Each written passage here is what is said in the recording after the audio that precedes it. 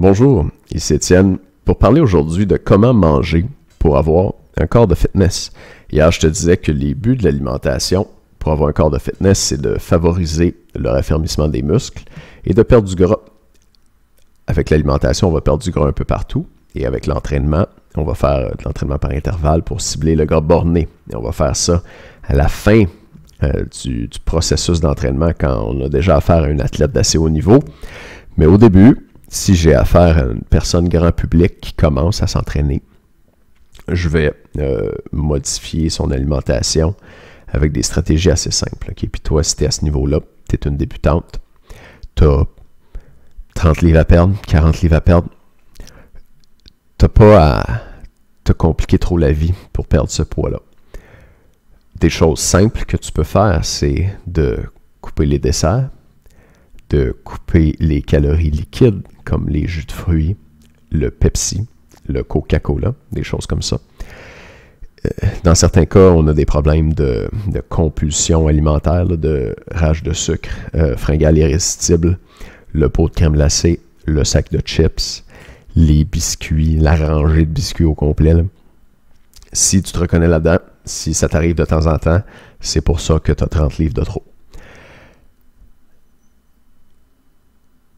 Je parle souvent de comment faire pour stopper les rages de sucre, de comment éviter les fringales. Aujourd'hui, je vais me concentrer un petit peu plus sur les stratégies intermédiaires et avancées pour avoir un corps de fitness. Mais je veux que tu saches que si tu t'es reconnu dans ce que je viens de dire, tu n'as pas encore besoin d'appliquer ces stratégies-là pour perdre du gras. Ça s'adresse moins à toi. Si tu es déjà pas mal en forme, il te reste 10-15 livres à perdre, tu fais probablement déjà de l'exercice, tu manges bien, puis tu voudrais perdre encore du gras. Te définir davantage, avoir un corps encore plus ferme.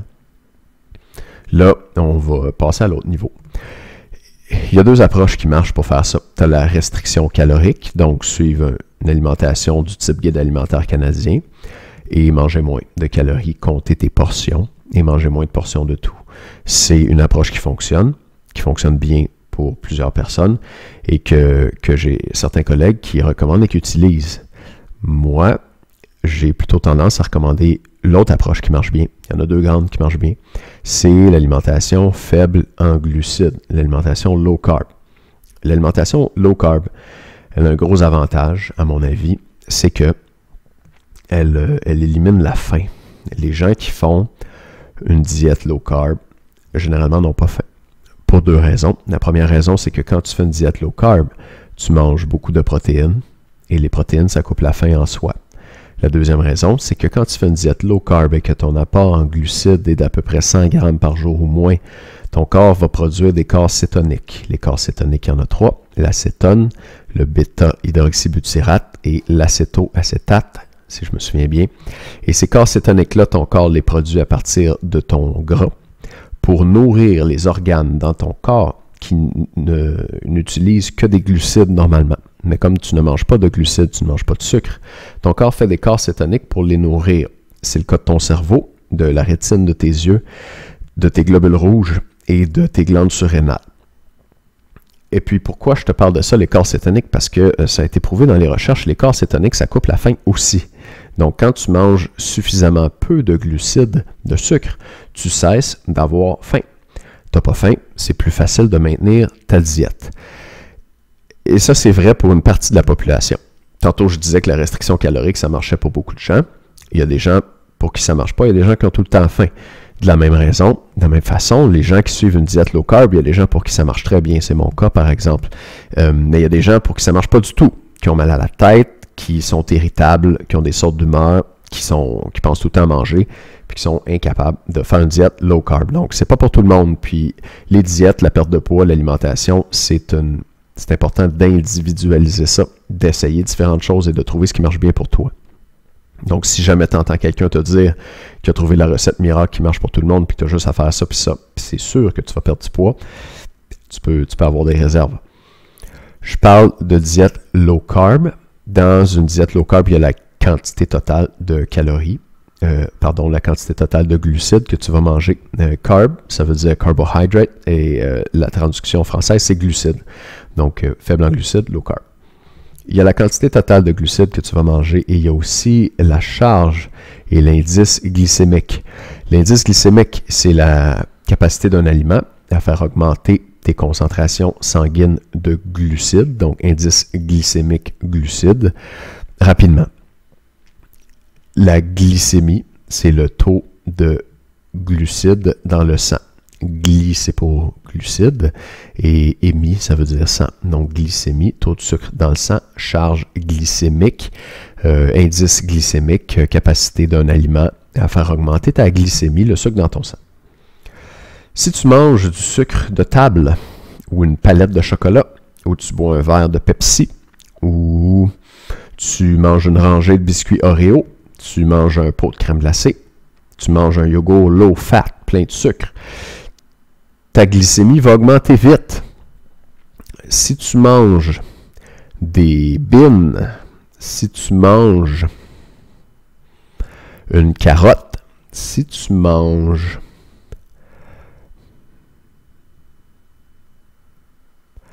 du chou, ta glycémie va augmenter beaucoup plus lentement parce que les aliments du premier groupe ont une charge glycémique élevée, c'est-à-dire pour une portion normale, ça augmente de façon drastique le sucre dans ton sang, tandis que les aliments du deuxième groupe que j'ai nommé ont une charge glycémique basse. Pour une portion normale, ça n'augmentera pas beaucoup le sucre dans ton sang. Et il faut tenir compte de ce concept-là aussi quand tu suis une diète faible en glucides. Donc, ce n'est pas juste une question de ne pas manger de sucre de glucides, mais c'est aussi de manger des glucides qui ont une charge glycémique basse. Généralement, dans les alimentations faibles en glucides, ce qu'on va favoriser, ça va être des légumes. Donc, des légumes, tu peux en manger beaucoup. Il y a un peu de sucre dedans, mais pour une portion normale, il n'y en a pas tant que ça. Puis, le sucre qui est dans les légumes est absorbé lentement à cause des fibres, entre autres, qu'il y a dedans. Donc, ça ne fait pas monter beaucoup ta glycémie. Et ça va faire que tu ne produiras pas beaucoup d'insuline. Ce qui m'amène au grand avantage des diètes faibles en glucides. La raison pour laquelle ça fait maigrir autant, c'est que quand tu manges des aliments qui contiennent beaucoup de sucre ou qui ont un indice glycémique élevé, tu te retrouves avec beaucoup de sucre dans ta circulation sanguine. Ces aliments-là, tu les manges, tu les mastiques, ça passe dans ton estomac, ça va dans ton intestin. De ton intestin, c'est absorbé à travers la paroi de l'intestin, ça passe par ton foie, et là, ça se ramasse dans la circulation sanguine. Et là, tu as plein de sucre qui rentre dans ton sang. Et ton corps n'aime pas ça. Parce que si tu as trop de sucre dans ton sang, ça endommage toutes tes cellules, ça endommage ton organisme au complet. Et les diabétiques de type 2 finissent par avoir beaucoup de problèmes de santé parce qu'ils ont trop de sucre dans le sang. Des problèmes de vision, ils ont des plaies qui ne guérissent pas, ils se font amputer les pieds. Et ça crée d'autres problèmes aux reins aussi. Donc, on ne veut pas trop de sucre dans le sang. Donc, ton corps, pour lutter contre ça, il produit de l'insuline. Et d'ailleurs, chez les diabétiques du type 2, c'est qu'à force d'avoir produit trop d'insuline tout ce temps-là, tes cellules deviennent résistantes à l'insuline. Et c'est ça qui cause des problèmes. Alors, si tu manges moins de sucre, ton corps fait moins d'insuline. Pourquoi c'est bon pour toi? Parce que l'insuline, c'est une hormone anabolisante. L'insuline, c'est une hormone qui favorise le stockage. Alors, pendant qu'il y a de la circulation, de l'insuline en circulation dans ton sang, le gras ne peut pas sortir de tes réserves. Alors, ton petit ventre, ta culotte de cheval, le gras autour de tes cuisses, le gras derrière tes triceps, tes bras, il est pris là, tant que tu as de l'insuline en circulation. Et si tu manges régulièrement du sucre, c'est plus dur de le faire sortir. C'est pour ça que les diètes faibles en glucides ont un avantage sur les diètes style guide alimentaire canadien, où tu vas manger beaucoup de pain, pâtes, patates, riz, céréales. Eh bien, cette diète-là, elle te fait produire de l'insuline. Tandis que les diètes faibles en glucides ne le font pas. Et je dirais que la vaste majorité des athlètes de fitness, les filles que tu vois sur le stage avec un corps que beaucoup de gens considèrent idéal, ben elles suivent une diète faible en glucides dans les semaines, voire les mois qui précèdent la compétition. Donc, quoi manger pour perdre du gras? Quoi manger pour avoir un corps de fitness? Moi, ce que je recommande, c'est une diète faible en glucides. Si tu as déjà un bon niveau, tantôt je disais que si tu as 30 livres à perdre, tu n'as pas nécessairement besoin de te casser la tête avec ça. Si tu en as juste 10, essaye ça. Si tu réponds bien à ça, si c'est facile pour toi, tu n'as pas trop de sortes d'humeur, tu n'es pas obsédé par la nourriture, tu ne penses pas tout le temps à manger, tu n'as pas des rages de sucre incontrôlables, tu devrais perdre un autre, peut-être 5 livres assez facilement. Je ne vais pas dire que ça va être magique, là, mais assez facilement. Juste en mangeant moins de sucre, moins de glucides dans ton alimentation, en mangeant plus de protéines et plus de gras. Il ne faut pas que tu aies peur de manger du gras quand tu fais une diète faible en glucides. C'est là que tu vas chercher ton énergie. Puis bien sûr, tu veux favoriser des bons gras, comme le gras des poissons et le gras des végétaux. Les gras monoinsaturés, l'huile d'olive, l'avocat, c'est super. Donc, voilà sur comment manger. Je sais que je suis resté général, mais bon, ça fait déjà 10 minutes que je parle. Je peux pas tout dire.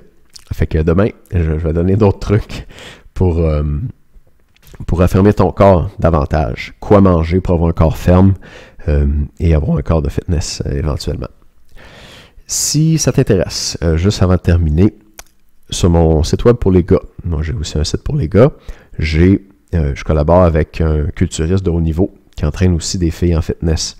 Et aux gars, on a préparé pour eux un plan alimentaire d'une semaine avec tous les repas faibles en glucides. Ça dit exactement quoi manger. Il n'y a pas de blabla, il n'y a pas de théorie. Ça dit le lundi tu manges ça, le mardi tu manges ça, le mercredi blabla jusqu'au dimanche. Tu as tous les repas, déjeuner, dîner, souper, puis tu as une collation avant et après l'entraînement. Le dimanche, il y a une recharge en glucides, puis ça, je vais en parler demain, là, pourquoi c'est bon. Et puis, tu as des petits conseils à la fin pour comment ajuster ton apport en protéines. Donc, si tu veux un plan alimentaire qui te dit exactement quoi manger, faible en glucides, il sort cette semaine pour les gars. Fait que je vais te donner le même spécial qu'eux, puis je vais mettre le lien dans la vidéo si tu as envie d'aller voir ça. Tu vas me voir dans une vidéo là, parler aux gars qui s'intéressent à prendre de la masse et à devenir cut. Fait que c'est pas le même langage que pour les femmes, puis le même langage que je prends pour toi. Mais le plan alimentaire va être aussi efficace. La seule différence, c'est que c'est des recettes bien simples pour des gars. Parce que les gars, c'est pas des grands chefs cuisiniers. Fait que si tu veux des repas gastronomiques, là, puis tu fais de la popote pour la famille, tu passes beaucoup de temps à cuisiner, ça sera pas intéressant pour toi. Par contre, si tu veux des recettes rapides, faciles à faire, puis t'es plus genre pressé, manque de temps, trop occupé, les recettes qui vont être là vont te convenir. Donc, je te mets le lien en dessous du vidéo ici, puis dans le email. Puis, tu peux aller voir ça. Tu vas avoir le même spécial que pour les gars. Merci de m'écouter. On se parle demain. Bye bye.